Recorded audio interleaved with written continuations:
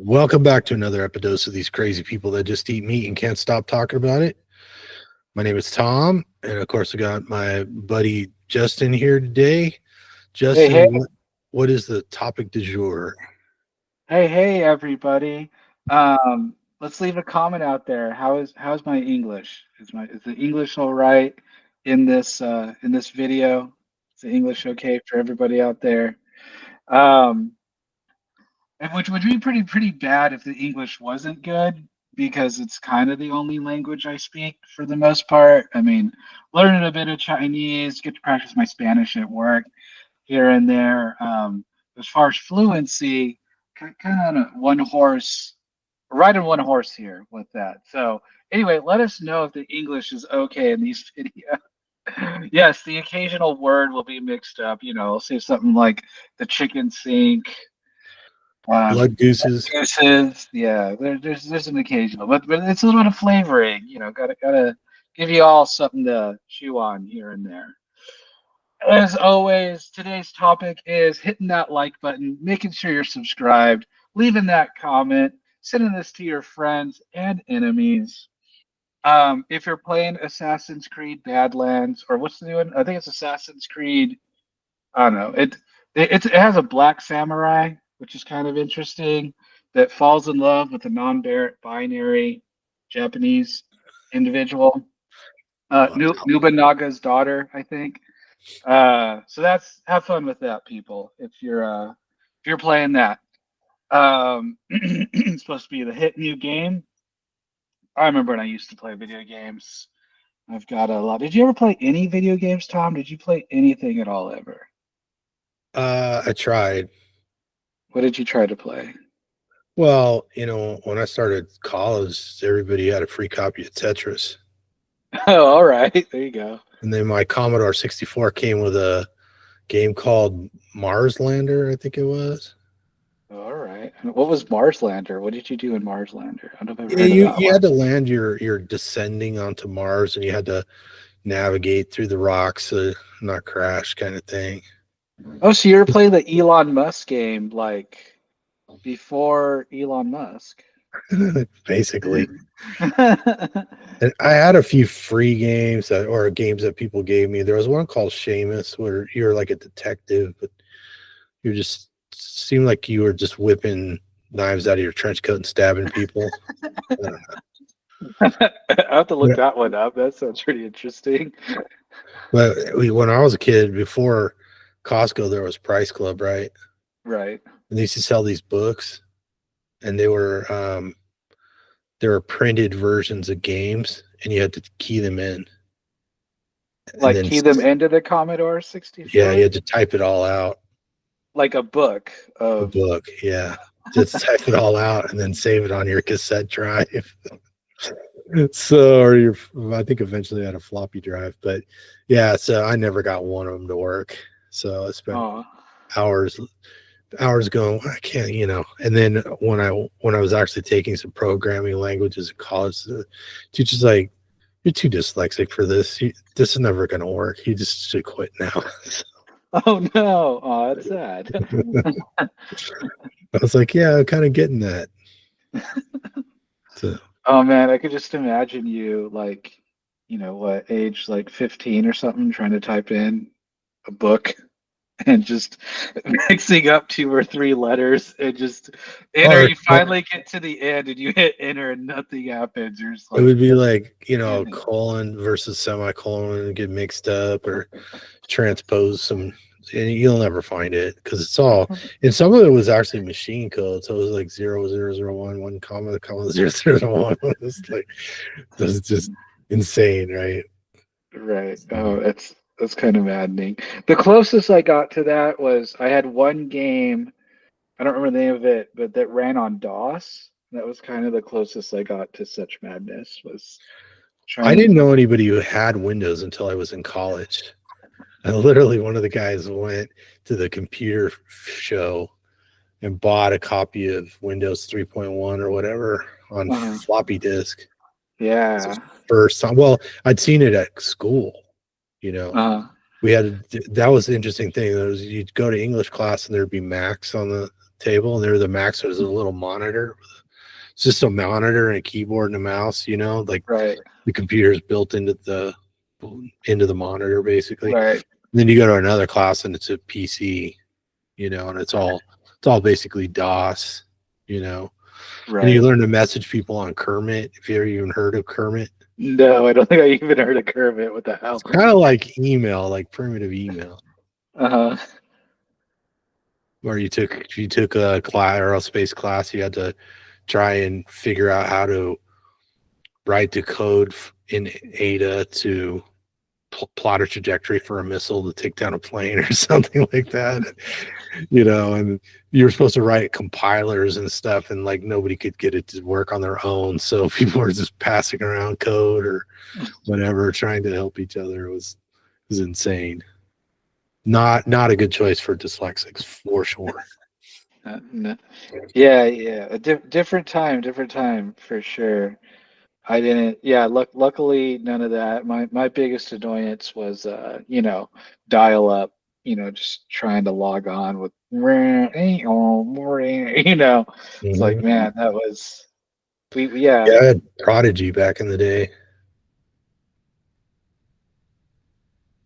which is like before AOL. It was like internet access and email. Oh, okay, yeah. That's when like email, or when you got email and internet access together, there was one or the other was considered value added service. They didn't, in the beginnings of it, they didn't come together. And we used I think Mosaic was a browser. Well, is that why AOL was such a big deal? Because it was internet Yeah. access and email. And Okay, I that heard was I heard the other day that there's still uh like 10 million people that still have AOL accounts or something like that. They're still doing that. So I wonder who runs them. I wonder who bought that. I don't know. Maybe it's Spectrum. But I think we had a browser called Mosaic, and then it got replaced with Netscape Navigator. Oh, I hated Netscape. I feel like Yeah. everyone hated Netscape though. I don't remember Yeah. what was wrong with it, but I just remember it being awful. Just the old days. You wanted to see an image, and it would take like 10 minutes to download one image with your 8 baud modem. I got in trouble. Well, I wasn't necessarily in trouble, but like because we got a printer, right? So I Mm. had access to internet, email, and a printer. And like I didn't, I'm a kid. I don't know the price of ink. So I would print out like these anime, like Dragon Ball images and like the Dragon Ball people have like long black hair. And I would just use like all the all the ink on like one Nice. picture or something. My Those kind first of printer shenanigans. was a dot matrix tractor feed. It's like you bought the paper came in like a big box, and it was all attached, and you had to rip the little tractor feed off the edges and tear the sheets apart Wait, after it was printed or before you ran it after through it the was printer? printed. Oh, okay. So It was like continuous feed, but then the yeah, pages were perforated, and the sides were perforated, and there was right. holes so the gears could grab the paper and move it. And it was just a little tiny dot thing that was stamping out the characters. Well, hey, still better than using an electric typewriter, right? Oh yeah, yeah. Because there was, the beginnings of like um, spell check and stuff like that, you know.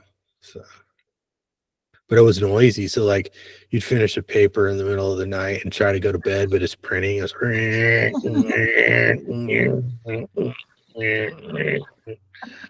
so, then were the days. Man, I Oh mowed a man. lot of lawns to buy the next computer. It was a Packard Bell PC clone. Bought it at Uh-huh. Fedco. Let's see, I'm really dating myself. But I had Fedco. Yeah. Then I got a pirated copy of AutoCAD. Well, I got a student version or something like that. And then I had to Uh-huh. go buy a math coprocessor and plug it into the motherboard because it didn't they weren't built together back then. And that was like nerve-wracking to make sure you got the right one. I think I bought it at Right. Egghead had them in stock. So yeah. And it took like 14 floppies to for one copy of AutoCAD back then, like basic CAD. None of the menus and add-ons, the stuff that we have now. So the AEC and stuff. Not But not you a, had to put in the next disk, the next disk, or did it run like depending on what you were trying to do? You had to put in a different floppy no, you just to load it all up, you had to copy it all to your hard drive. from the 14 floppies. That was like just like a stack that was Hmm. sold like a Yeah, bundle. yeah, Wow. yeah. Back in the day. Wow. That's amazing. How did you survive? How did any, it's amazing. It's like, how did anything get done? Like, how was Well, anything ever I kind of accomplished? knew, like, because I kind of knew that I was gonna have to figure it out one way or another. So even before, so when I was in high school, there wasn't really any computer classes to speak of. You could take typing and hope that you got better at typing, and it was on Uh, the typewriter.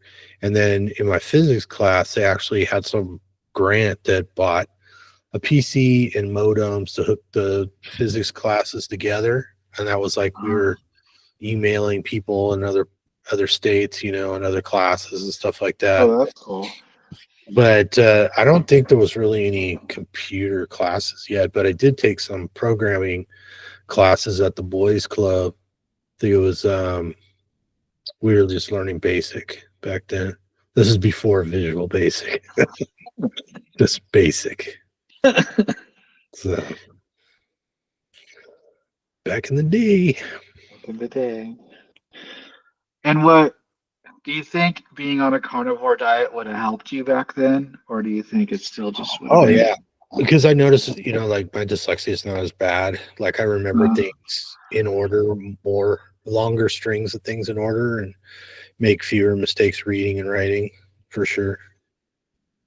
And that was the thing. I was trying to leverage the keyboard because uh, writing is much more taxing than typing uh, once you learn it.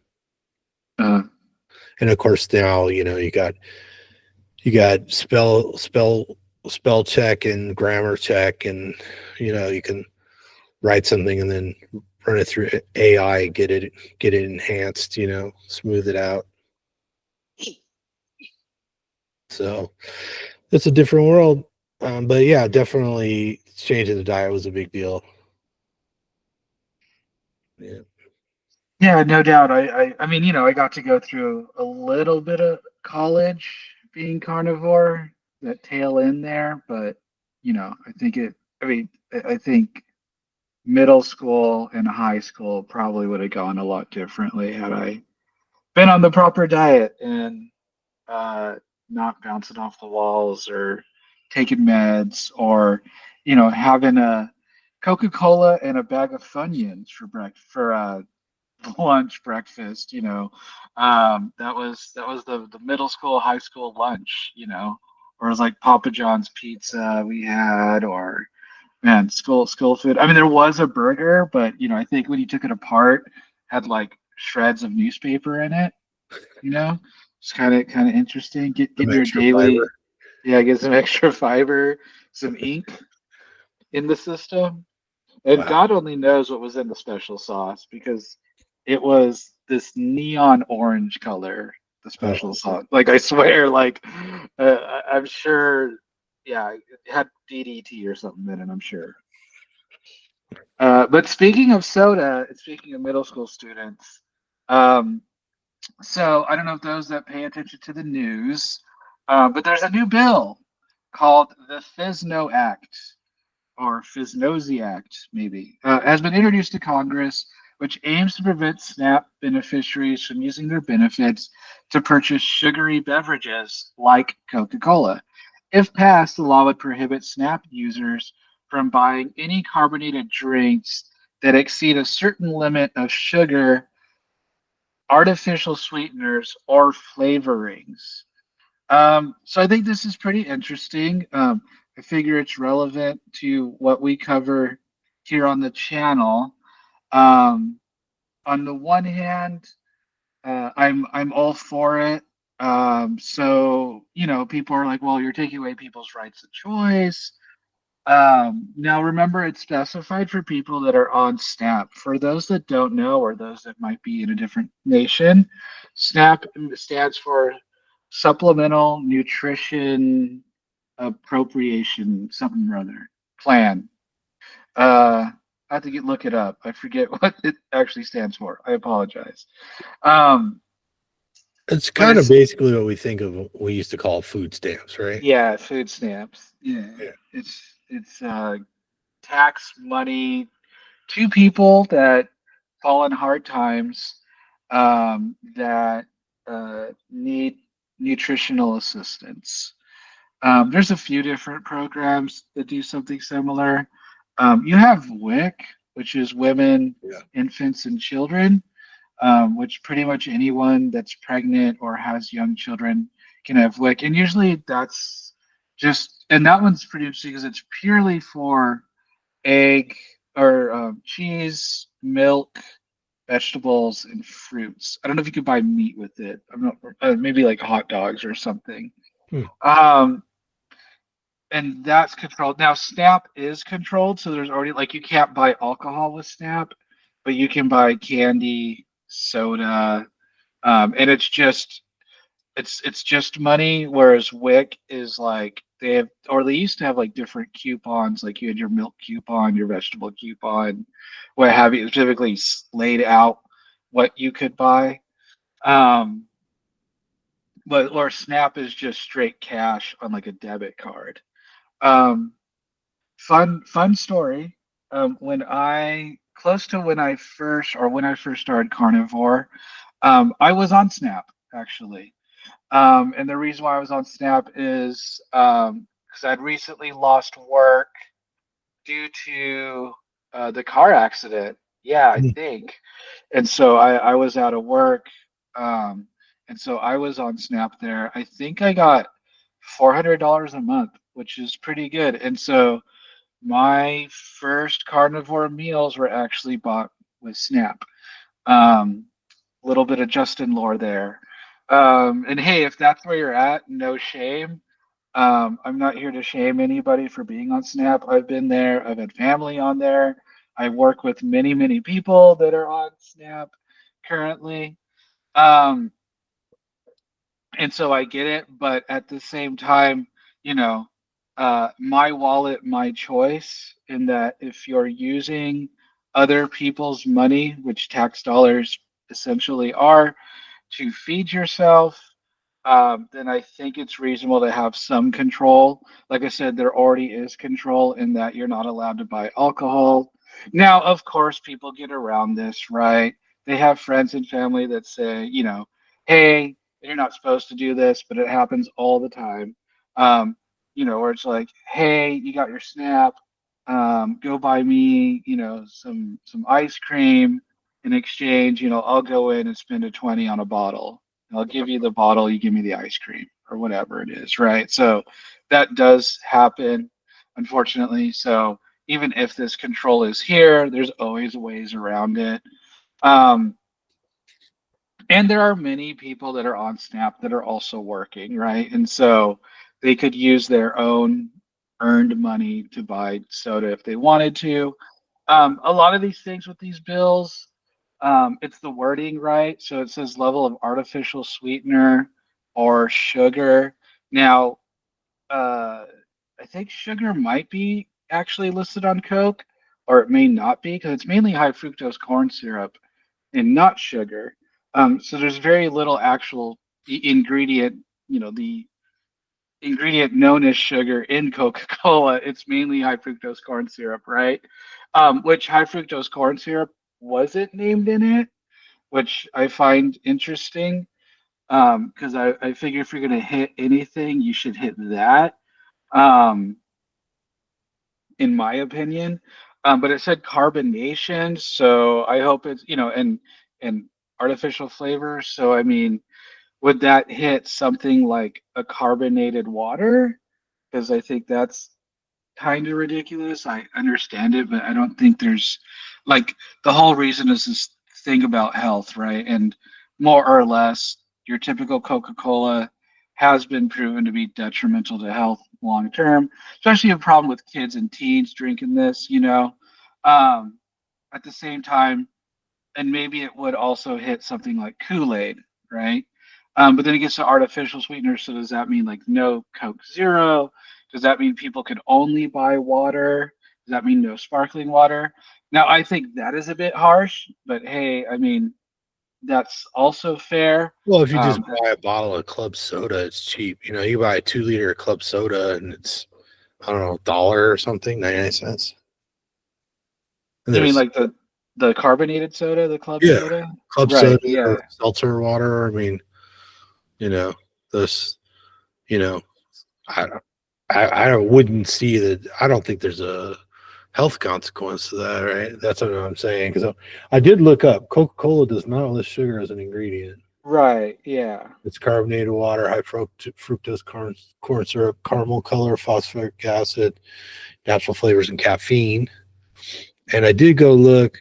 So um, I got some conflicting answers on whether you can buy meat with wick. I think overwhelmingly it says no, you can't. But you can buy ingredients to prepare meat. And then I Right. looked at Snap, and Snap, yes, you can buy meat and poultry. You just can't buy live animals except shellfish. Right. There you go. Yeah, like I said, there's already restrictions on it. And so like any legislation, it's very often written by people that have a vague idea of what they want to do, but actually striking at the heart is difficult.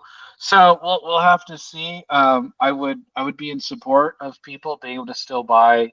You know, I would honestly, I think I would still be in support of people being able to buy like Coke Zero, Diet Coke, um, you know, uh, carbonated waters, of course, um, things like that, sweet tea. I know that has sugar. Then it says, certain amounts. And, so like the Coke Zero, the Diet Coke, it doesn't say by grams of how much artificial sweetener is in there. It just says has artificial sweetener. That's not in the nutrition facts. Whereas on the canned sugar, is in grams on the can or carbohydrate and sugar. So the wording's kind of wonky. Getting this to implement kind of wonky. Um, the opposing argument is it's removing choice from consumers. Again, my counter argument is, well, we're not. They're consuming, but they're consuming with other people's money, which is a little bit different. So I feel like us as the populace should have a say. I just hope this is the correct say because as it stands, as I looked it up, that wouldn't really hit Coke because again, sugar's not listed on it. Yeah, And unless they include high fructose corn syrup as sugar. right, right, Technically, it yeah, is a sugar. It's a carbohydrate, right? right, right. Um, So I mean, and I don't know, this could be fairly easily to adjust. Would that also mean like stevia, about monk fruit? Like there's quite a bit of options out there. Didn't you find some kind of soda like Target that was sweetened with monk fruit or something like that? So there's Zevia, which is sweetened with stevia. Yeah, but didn't you find something else? You sent a picture Well, of there was something. there's a company that makes like a Gatorade like drink. Oh yeah. Yeah. What the hell is it called? I ran out of it, so I stopped drinking it. But that one's sweetened with like monk fruit and stevia. What the hell is it called? Can't think of it right now. Um, and then you have Vita Zero, which is kind of similar too.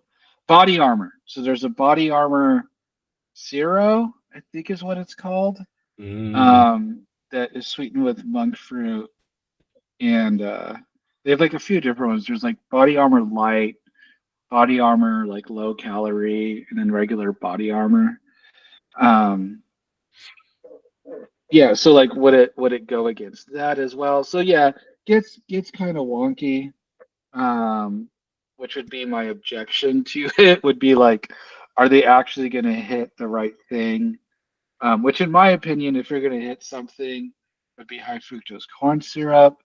Now, I think instead of this entirely, would probably be, I mean, it would be amazing if they hit something like seed oils, or like soy oil, or I don't know, like if you could wave a magic wand and for people on Snap to take away something, what would you hit, Tom?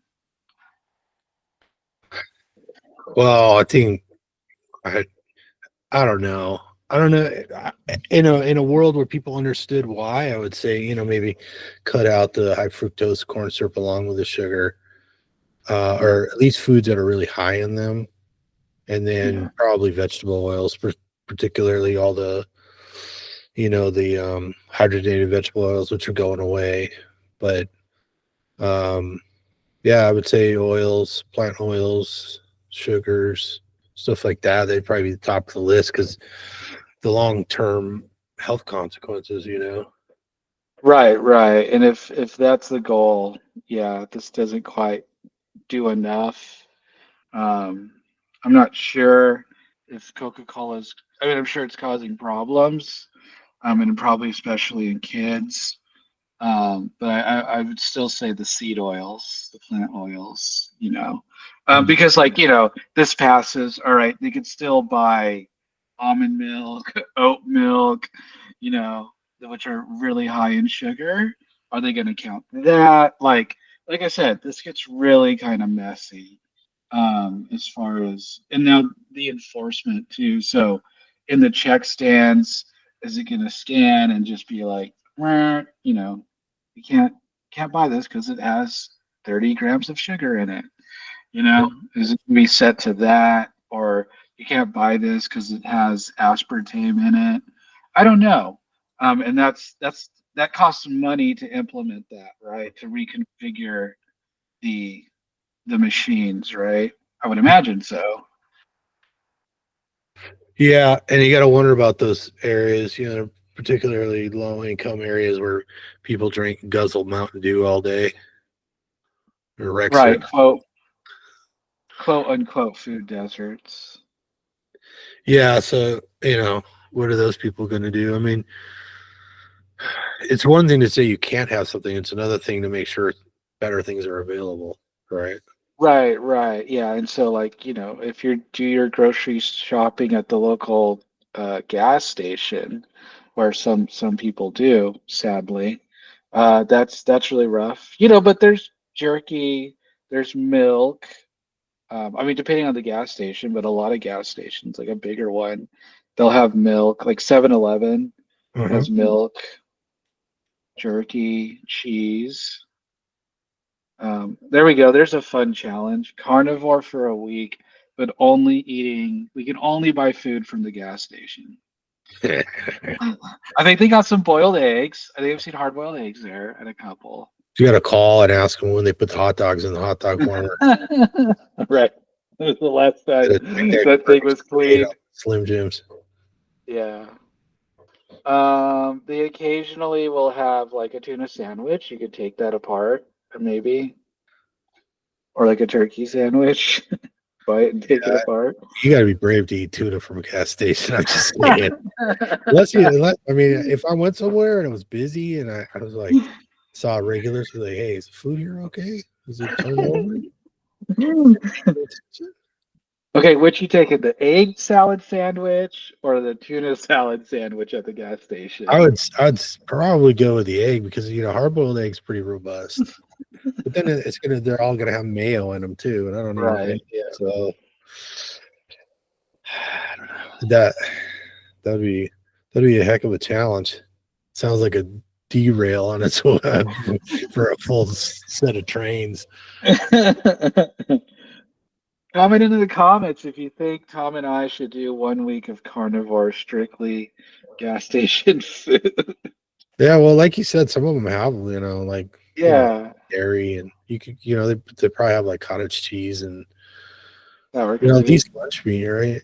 Yeah, some of them might have so much meat. A hard-boiled egg, yeah. Now, it'd be unfair if I live near like a Bucky's, Lots of Bucky's.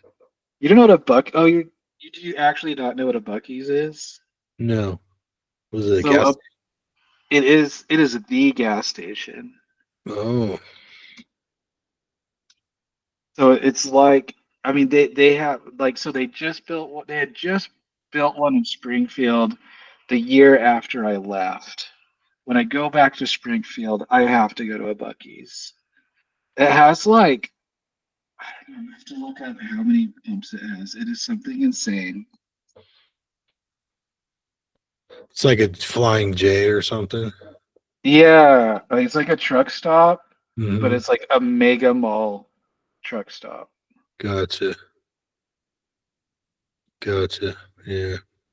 I found out it's BUC-EES apostrophe S. Yeah, It's got a beaver. yeah, yeah, All right. Yeah, I know. Knew somebody lived in a small town, Wisconsin, and they called it the travel center, but it was really a gas station with a small supermarket, small market, and a sit down restaurant in it. yeah. So, and there was a chain there. I don't remember what it was called, but like you go in and you start gassing up your car, and then you go in and you do shopping, and they had like eggs, milk, bread, the basic foods, potatoes, you could just walk in and buy all that stuff. And of course, there's all kinds of points, coupons, and stuff to keep you coming back. So I guess it depends on what sort of gas stations they have in your area. Right. So the Bucky's in Springfield, Missouri has 120 fuel pumps. Jeez. Right? There has to Like be that is acres and acres of holy cow. it's 53,000 square feet. Hmm.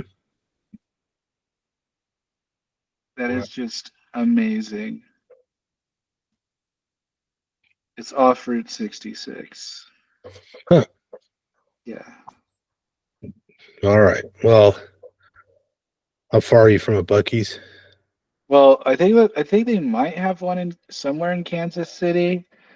But the closest one might be the one in Springfield. Looks like there's a Um, bunch of them in Texas. yeah, they're mainly in Texas. I mean, all that land, right? And then they have a competitor, and I forget what they're called, but I feel like I have one of those nearby. But next time I go to Springfield, I've got to go visit the Bucky's, no doubt.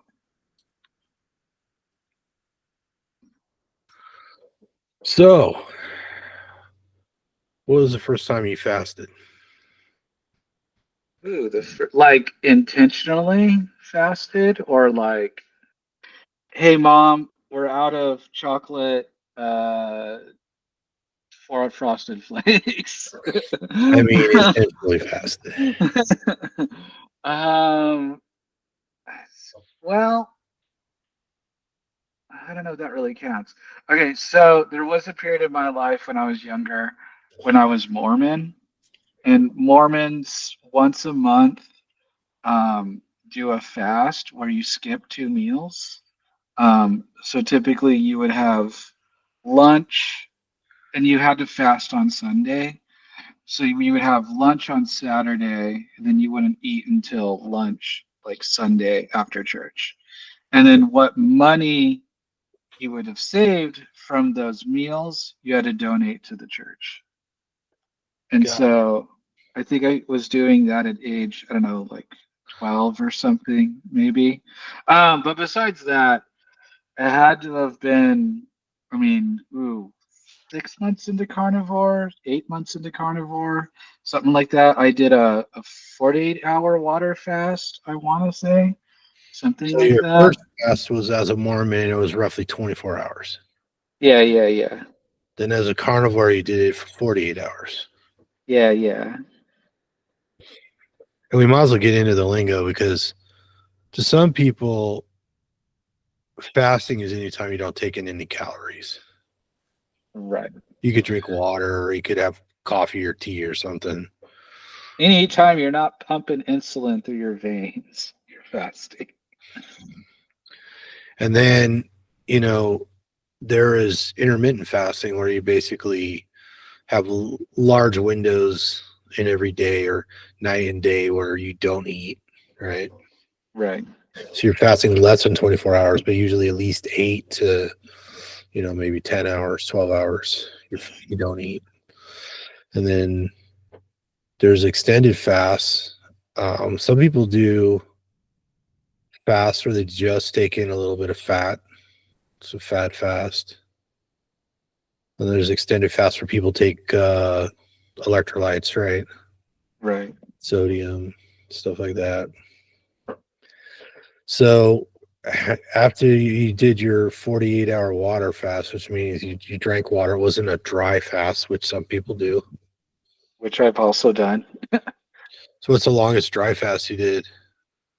3 days. Wow. How was it? You know what? I was so much more thirsty than I was hungry.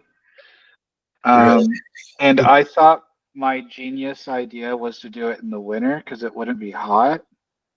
The problem is that here the winters get pretty harsh, and so the heater is running pretty constant. And so Uh, it just dries out the house. And I just like I felt like a sponge that was just dried out. Like especially like midpoint that second day, I was just like I wanted to get some spit going or something going. And something about it, time moves so fast. I mean, sorry, so slow. Like mm, just something about it, like everything just feels slowed down. And also, during the dry fast, you're not like really supposed to be very physical either. Um, and so like you can go on like a small walk, but you can't be like pumping iron or anything. And so, and like you would watch something, but it wasn't like pleasurable. Like I'd put on a movie, it was just kind of like dull the entire time. Like it's an interesting experience. Um, and I made the whole 72 hours. Um, and at the end, I had a really bad night's sleep that second night. Like my legs were just, it wasn't cramping. It was more like rheumatism, if you know what rheumatism is, but arthritis. just like, no.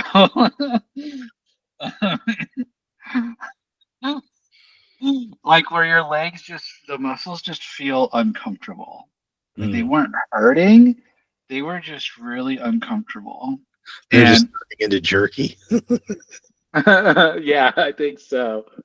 Um, I didn't exactly prepare the way I was told to. Um, and it took a lot of psychological like coping skills to get through it. It was quite psychologically challenging. I was certainly way more thirsty than hungry, and I was kind of an asshole.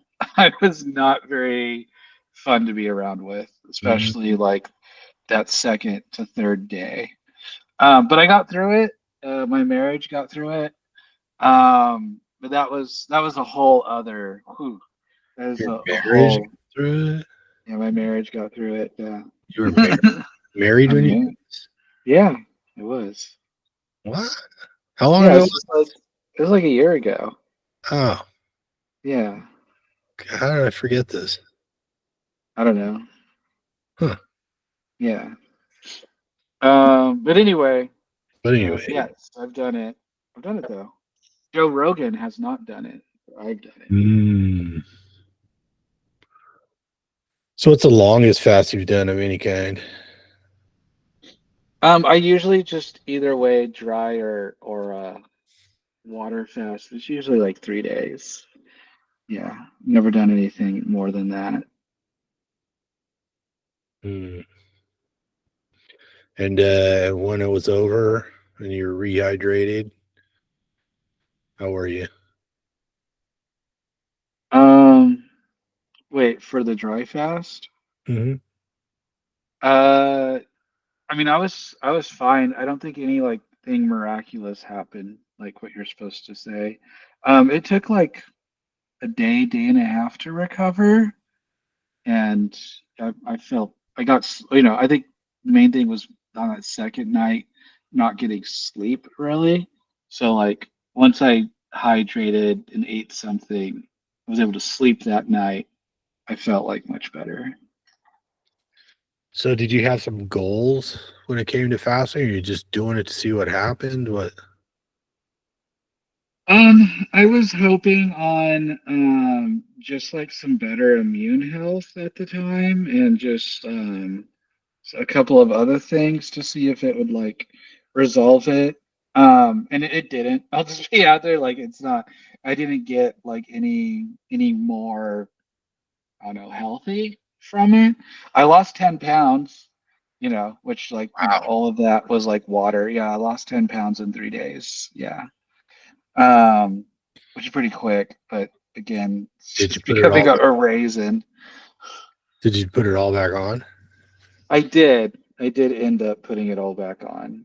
Um, Because a gallon of water weighs about 8 pounds, I think, and you lost right, 10. So you could have lost, let's say, a gallon of water plus right, some, whatever fat you burned off. Of course, 2 pounds of fat would be like 7,000 calories or something like that. right. Which over a 3 day period, that's not unheard of. But it sounds like you weren't very active, Right. I wasn't very active. so it's probably more than a pound of water. Hmm. Yeah, interesting experience though. Yeah, sometimes you just got to do an experiment to do an experiment, see what happens. Right. I Yeah. did some long fasts. They weren't dry fasts, but I think the longest dry fast I did was just 24 hours, Hmm. and the just no calorie. I was still drinking water and stuff. I think I did 7 days, no food, no calories. And it's kind of weird because, like, I mean, in the beginning when I was doing it, I I did it more just as a curiosity. Like, you read about Angus Barbary, if didn't eat for like a year. Did take supplements, was monitored by a doctor, but I don't know, he was like, apparently I don't remember how much he weighed, but he's rather obese and he just got sick of being fat, so he decided to stop eating for a year. And you hear stories like that, and you're like, huh, how long can you fast? How long does it make sense to fast, right? Because I forget. I think it's more than 24 hours before autophagy really starts ramping up, right? Right. And for those who are new to the term, autophagy is just when the process of recycling damaged organelles in the cells accelerates. So it's kind of like taking damaged parts out and recycling the material into new parts. So that's a good thing. Um, I think one of the downsides to fasting is people don't realize, yeah, you're going to lose weight, but keeping it off is very difficult, right? Unless you do something like intermittent fasting. Some people use that. I know more people use intermittent fasting for maintenance so they don't gain extra weight than I do who continue to lose weight. Most people lose some weight in the beginning, and if they don't keep doing intermittent fasting, they start to gain weight back. But it seems like long term, you can't really cut your calories more than 5 or 10% for a long period of time without putting them back on, you know?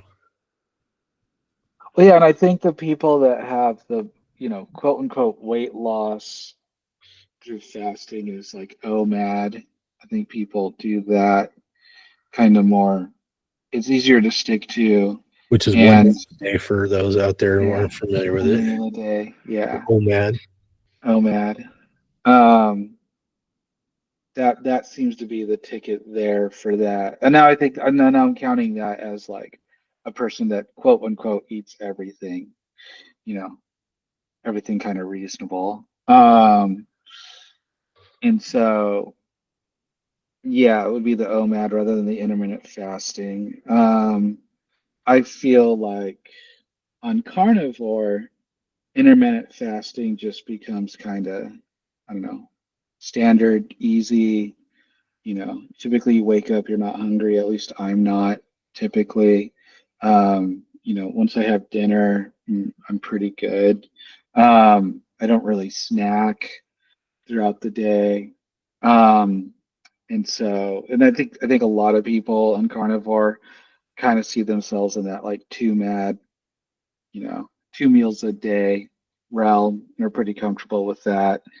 Of course, depending on your goals, what you're trying to accomplish, of course. And just like with all of these, it's another tool in the toolbox, and fasting is cheap, right? So egg prices got you down. Just don't eat for a day and then have like 6 eggs the next day. I don't know. Right. Um, and so it's pretty cost effective. There's of course alternate day fasting, where you won't eat for like 2 days and then eat on like the third day, which some people state have done great for metabolics and weight loss and all that. I think something like that you probably have to work your way up to. And then on that third day when you eat, you just eat one meal as well. Then you go sleep back. And that these can also be kind of hard socially, even more difficult than carnivore socially, because if you're a typical adult, you're typically around coworkers or getting invited out to this, or you've got a meeting or got a flight or something like that. And um, it's just awkward. It's Nothing's more awkward than sitting there and not eating what everyone else is eating if you're just Sure. eating meat. But even more awkward than that is to sit there and literally eat nothing. So, and then if you tell them, oh, like, I'm fasting, they're like, oh, is that a religious thing? Is it Ramadan? You know? Um, and so if you don't like that kind of attention, then maybe the fasting may not be for you. I don't know. Just tell them you belong to the meat cult. The meat cult. There you go. Personally, now I kind of do intermittent, but it's not on purpose. And I'm not trying to adjust my weight or anything at this time. I'm happy with my weight, more or less. There's always room for improvement, right? If you critique a little bit of that body dysmorphia comes out in a little bit, all of us, right? Hmm. Um, but I think it's about goals. I think it's another lever that can be useful for people. Now, of course, there's a whole other argument if you want to get into it, Tom, of the quote unquote fasted and fed state, Yep. and on how that entire concept might be wrong on its face. So basically, in I don't know, the nutrition literature, the physiology literature, the fed state is one where glucose is elevated and insulin is elevated, is what's determined known as the fed state, uh, basically. And so they look at us. So they see the keto state or the unfed state as a I don't know what we would call it. Um, it's viewed as like I don't want to say error, but that's not the right word I'm looking for. But it's viewed as something you shouldn't be doing long term, keto or carnivore, because according to their definition of a fed state, you never get there, depending on what you eat, of course. Um, and so they would be like, oh, you're just starving to death eating all this meat. It's like, well, no, we're not. I don't know how else to explain this to you. Alrighty. Any other types of fasting you can think of? Um, No, I don't think so. Is there a joke here that I'm missing? No, just trying to see if we covered them all. I mean, there's protein sparing fast, right? Where you would only eat like high protein for 2 or 3 days. Miss Emmerich, it's kind of method of she's had a lot of people lose weight that way. Um, there's fat fasting, which you covered earlier. There was a protein modified sparing, right? Where you just eat really high protein and very low fat. Now the thing is that I don't know if it's different people. I don't know if it's just I don't think we have the answer yet.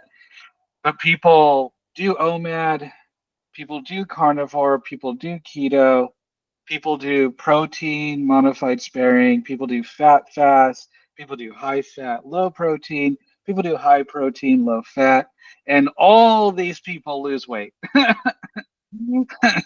And so, um, what is best is kind of still the jury's still out, and I think it depends on where you're coming from.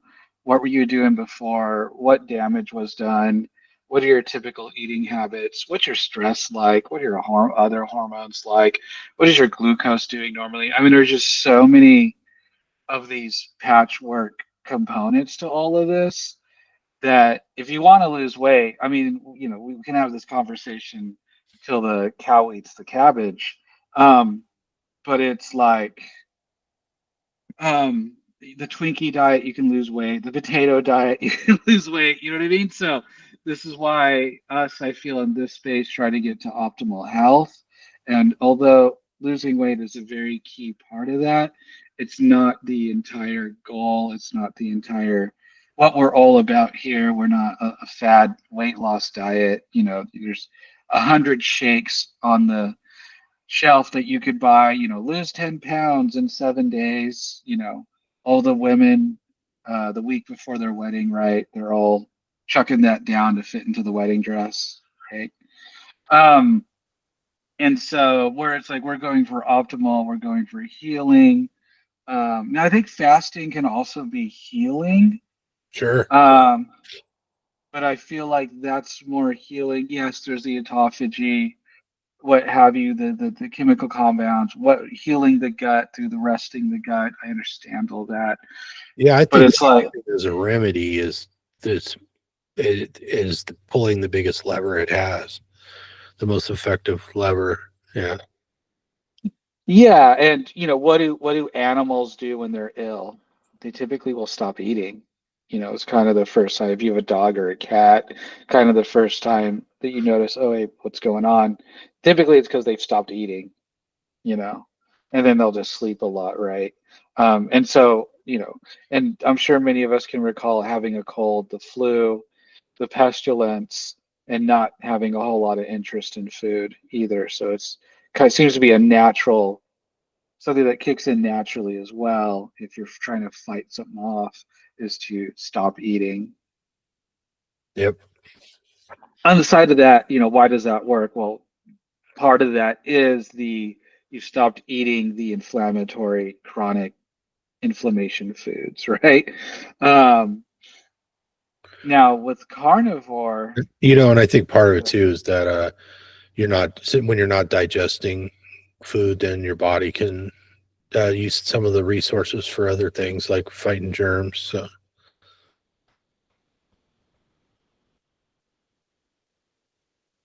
now there's an argument in the quote unquote carnivore community of, well, if you're carnivore, you don't have to fast. You get all the carnivore benefits plus more if you're eating regularly, which is typically seen as 2 meals a day on carnivore, or put better, 1.5 to 2 pounds of food, roughly somewhere around there. Unless you're Sean Baker, then it's 3 pounds of food a day. Where it's like they claim that you're getting all the benefits from fasting anyway. If you're eating, carnivore plus, you're getting the benefits of all that protein and fat for the cholesterol and for your brain and the building blocks of your body. Um, I'm really not on one side of that argument or the other. Again, I try to individualize it to like, what are your goals? What's going on? What's your history? What are you trying to accomplish? Yeah. Have you done fasting? How'd that go for you? Because yeah, I can fast great for 2 days, but on that third day, I'm having pancakes, ice cream, and chocolate bars. Then I'm not quite sure if fasting's doing you a whole lot of good, you know? Yeah. And there's some people that can, they do a fast and then they binge, right? Because Mm. they get it so wrapped up in their head.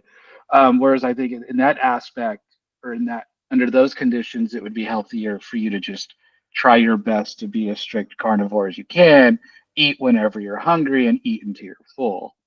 Um, that's kind of, it's less of a psychological game that you have to play. It's less psychologically stressing if you're one that stress eats or, really likes food. I admit I love food, I can go without done it, but dollars to bone marrow, you know, I'd I like to eat. I like my burgers with some cheese. I like my steaks. I like my milk. I mean, I like it. I like it all. I like my ribs. I like to eat, and Tom's seen me eat, and I can eat quite a good chunk of food. Yes, you can. And so I still want to do that. Was it a 55-ounce steak that Sean had? What was it? So yeah, I think it was 55. Yeah, there you go. So hopefully I can grab me one of those and sit down like Sean. And I need a big, nice Bowie knife like he's got for his steaks. Um, but yeah, I'm not on either side of that argument. I don't think I'm not going to say one is better than the other because I really think it depends. Yeah. Um, Depends on why you're doing it. yeah, exactly. I'm always going to be pro people eating more meat. That's bare minimum. Yeah. Um, Now, okay, and then it gets really funky, right? Because they're like, well, if you fast, it increases like your testosterone and it makes your body want to build muscle when you're not eating, and you should work out fasted, and there's all these benefits. And like, man, it's you kind of get stuck in this thing where it's like there's a study to show there's a benefit to everything, right? Like you can Well, always I think find that I study. think one of the arguments is that your human growth hormone goes up when you're fasting, Right. but it goes up the same when you exercise. So you could kind of achieve the same thing by exercising. And add to that, a lot of people like to do cardio fasted in the morning. It Right. works well for a lot of people. So you could pull that lever. But I found that if when I was fasting, my weightlifting suffered. So Hmm. for obvious reasons. So Well, and then there's the specter of cortisol, right?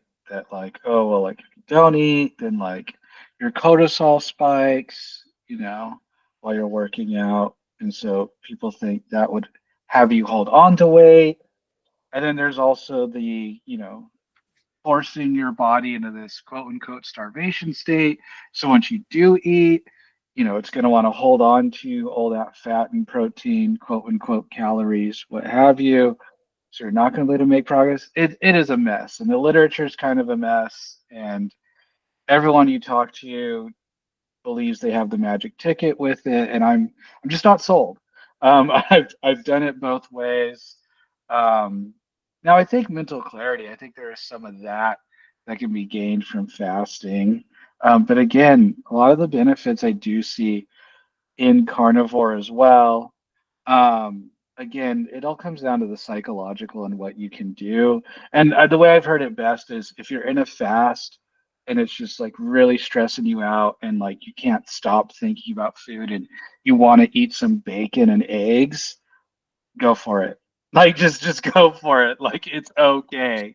You know what I yeah, mean? but You if you've made been it fasting, 24 hours. if You you've made it been in 24. fasting, don't eat too fast. When Oh, well, yeah, like a long extended fast for yeah. sure. Yeah. And of course, This is for educational purposes only. Please consult your doctor before taking on any kind of diet program or fasting program. Please consult your physician, get your medications checked, etc., etc. Add your disclosure from time to time. Anything else about fasting that you think I've missed or that I got wrong, Tom? No, I think we got it covered. So I don't have much more to add. Do So, you fast currently, Tom? um, I suppose I could say I have an intermittent window that I don't eat, just like you do. Mm-hmm. But I, I, I don't even really think about it, because I basically just eat when I'm hungry. You know, drink when Right. I'm thirsty. you know? How dare you? Yeah, How dare you not use a water tracker, a food tracker, right. right? How dare you? Are you getting your 8 glasses a day, Tom? I'm sure. I mean, I probably drink more than 8 glasses on average because sometimes I just get thirsty, especially when I'm working out. So, Right, but I don't measure it, so I don't really know. So, right. And yeah. then, of course, there's the arguments of water fasting versus dry fasting, or some people argue that if you only do a water fast, your protein's wasting away.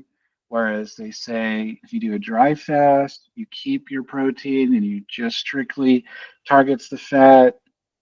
There's some research out there. Either way, again, I find a dry fast to be much more psychologically taxing than a water fast. We know up and down, left, right, and center that people can lose weight and maintain muscle on a water fast. And we're talking 2 or 3 days. I do personally find people that are like, oh, I do like a week fast once a month. I'm like, I don't know if that's particularly good for you. You know what I mean? Like that's kind of where I draw the line. Maybe like a week fast once a year, but then I'm kind of like, well, why? What are you getting out of doing it every year? Again, maybe it's the more psychological, but people swear by it, right? Um, and so, I mean, the thing about fasting is that it can genuinely be dangerous, right? And so be careful with it. Talk to people that have done it. Now, I think 24 to 48 hour water fasts, I don't think there's people that typically have a whole lot of complications with those. Maybe a headache, maybe something like that. But if you find something serious going on, like dizziness or something like that, yeah, seriously, get some help. Talk to somebody. Call emergency services. I don't know, because you can dehydrate. You can throw off your electrolytes. That's no good. And again, it just starts with what your current body's condition is. Um, and there's the gas station fast. If you only eat from the, no, I'm just kidding. Don't only eat from the gas station. Now I'm gonna have to start stopping in gas stations and seeing what kind of food options they have because now I'm curious. 'Cause I rarely go to gas stations, so and I Where mean you some. pumping gas? Oh no, wait, you have the leaf. You do I don't know. truly hardly ever go to the gas station. That's Yeah, right. Oh, you really don't. yeah. So I don't know. I mean, the last gas station I was at, they didn't sell anything there that I know of because the last time I bought gas was at Sam's Club, Oh yeah. and I don't think they sell anything at the gas pumps other than gas. Right. They don't That's, even have a squeegee to clean your windows. oh, those bastards, Yeah, those bastards. Yeah. squeegee-less bastards. Yeah. All right, man, you ready to wrap this one up? One more fun fact. I believe it's North Dakota that still does full service gas. What was it like Yeah. state law or something? Something like that. Yeah. I think it's North Dakota. You have to be a professional to handle a gas nozzle. Yeah, yeah. You get your certificate in gas nozzling. All right, all right. Good to know. Good to know. All right. Well, we want to thank everybody for watching. Hope you got something out of it. Hope you got some entertainment out of it. Make sure you send the link to the video to all your friends and enemies alike. Leave the show playing for your pets when you're not home. And until next time, whatever you do, don't Don't fall fall down the down the card cornhole hole.